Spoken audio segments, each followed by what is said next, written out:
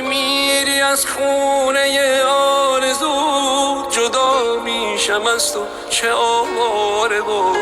کنارت نمیذارم از زندگیم، برو زندگی کن بذارم کنار. پی آرزوهای بعد از منم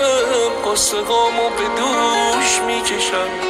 میتونم از عشقت بمیرم ولی نمیتونم عشق یکی دیگه شم.